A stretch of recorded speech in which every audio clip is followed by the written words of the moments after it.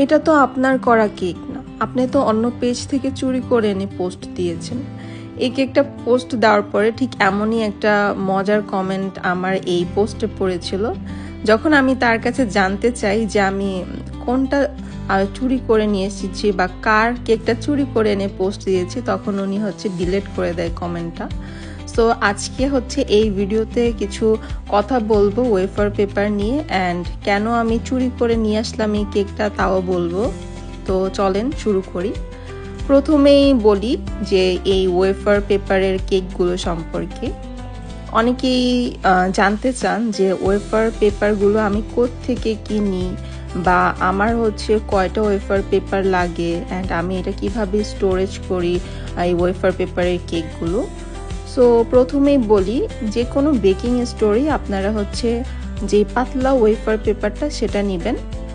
আর এখানে আপনারা যেই পরিমাণের কেক নেবেন ওটা টল কতটুকু হবে, কোন মোল্ডে আপনি এটা বেক করছেন আর মেক করছেন, সেটার উপর ডিপেন্ড করে আপনার ওয়েফার পেপারের হিসাবটা আপনাকেই করে নিতে হবে। যেমন আমার এখানে ওয়েফার পেপার লেগেছিল অলমোস্ট 9টার মতো।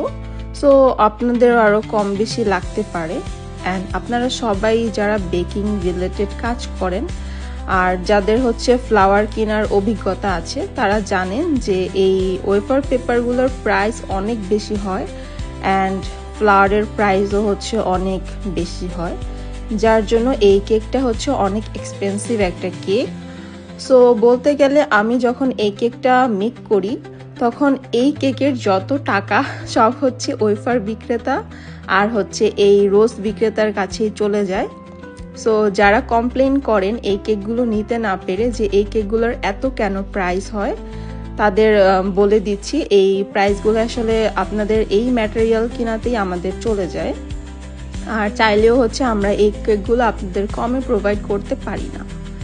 তো এখন বলি কেন আমি অন্য কারো পেজ থেকে এই কেকের ডিজাইনটা চুরি করে নিয়ে এসেছি। আসলে এই কেকটা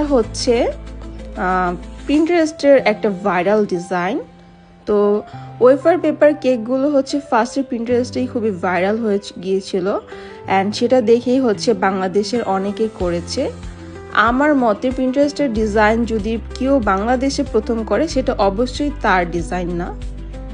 যে প্রথম করে পিন্টারেস্টে সেটা আপলোড করেছে আমি বলবো সেটা তারই ডিজাইন। সো এই যে এগুলা যে আপনারা বলেন যে অনেক বেশি ডাইহার্ড ফ্যান যারা, তারা এসে অন্যের পেজে যখন বলেন যে অন্য কারো কেক চুরি করেছি এনেছি বা অন্য কারো ডিজাইন চুরি করে এনেছি,